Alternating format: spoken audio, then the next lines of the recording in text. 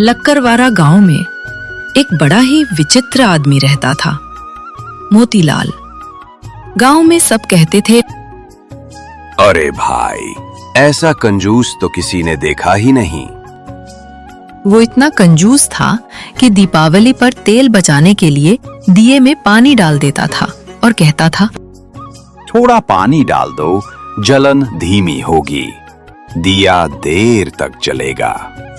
उसकी पत्नी कमला हमेशा तंग आ जाती थी और कहती, अरे सुनो जी, कभी तो खुला खर्च कर लिया करो, भगवान भी हंसते होंगे तुम्हारी कंजूसी देखकर। मोतीलाल मुंह फुलाकर कहता, भगवान हंसेंगे तो हंसने दो, मैं रोने वाला नहीं। पैसे पेड़ पर नहीं लगते। एक दिन गांव के सब लोग बोले, मोती भैया, माघ का महीना चल रहा है, चलो प्रयागराज गंगा जी में डुबकी लगाएं, पाप धुल जाएंगे। मोतीलाल बोला, पाप तो धुल जाएंगे, पर पंडा पुजारी जेब साफ कर देंगे, मैं नहीं जा रहा। गांव वालों ने कहा, अरे डुबकी लगाओगे तो मोक्ष मिलेगा। मुझे मोक्ष नहीं, मनी, पैसे चाहिए। गांव वाले हंसने लगे, पर उसकी पत्नी कमला बोली, अब तो शर्म आनी चाहिए, सब जा रहे हैं, तुम भी चलो। काफी बहस के बाद आखिर वो मान गया, पर मन में बोला, ऐसी जगह नहाऊंगा जहां एक भी पंडा पुजारी ना दिखे। सुबह सुबह वो लोटा लेकर चुपके से निकल पड़ा। गांव से थोड़ा दूर एक सुनसान शमशान के पास गंगा बहती थी। वहां कोई नहीं था, बस हवा की सनसनाहट और दूर किसी कौवे की आवाज। मोतीलाल खुश हुआ, वाह, यहाँ कोई नहीं है, न पंडा, न पुजारी, न भिखारी, यही सही जगह है। धीरे धीरे उतर गए और डुबकी लगाने ही वाला था, तभी, हे गंगा मैया, मैं बिना दक्षिणा दिए भी पवित्र हो जाऊं। और उसने छपाक छपाक करके डुबकी लगाई। शंकर जी को लगा, जरा आज इसके साथ थोड़ा खेला खेली करे। जैसे ही वो पानी से ऊपर आया, सामने एक अजीब पंडा खड़ा था, त्रिशूल लिए हुए। पंडा बोला, जय भोले, यजमान जी निकालो दक्षिणा। मोतीलाल चौंक गया। अरे, तुम यहाँ कहाँ से टपक पड़े? हमारे क्षेत्र में नहाए हो, ठेका हमारा है, दक्षिणा दो। मैं तो इसीलिए यहाँ नहाने आया था कि कोई दक्षिणा न मांगे। पंडा मुस्कुराया, ये शमशान घाट है यजमान, यहाँ तो कोई बिना चुकाए जाता ही नहीं। मोतीलाल घबरा गया। ठीक है, कितना लोगे? देखो, हम वैसे लालची तो नहीं हैं, पर तुम दो कितना दोगे ये बताओ। उसने बोला, 2 पैसा दूंगा। पंडा हंसने लगा और बोला, चलो मंजूर है। अभी नहीं है, बाद में दूंगा। अच्छा, उधार पर गंगा स्नान, चलो पता बोलो। और पता लिखवाकर घर चले गए।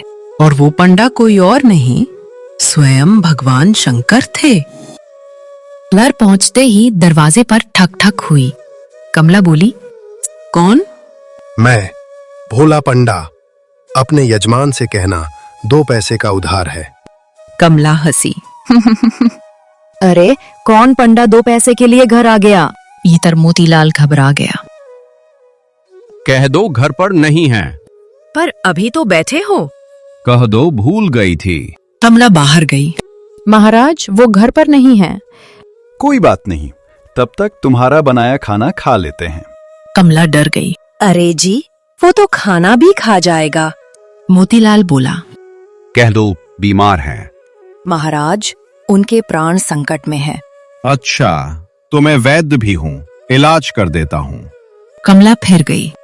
अब क्या करें जी, कह रहा है इलाज करेगा। मोतीलाल बोला, कह दो मर गए। कमला चौंक गई। क्या जिंदा आदमी को मरा कह दूं? हाँ, मैं सांस रोक लेता हूँ, तू रोने का नाटक कर। मोतीलाल पलंग पर लेट गया, सांस रोकी।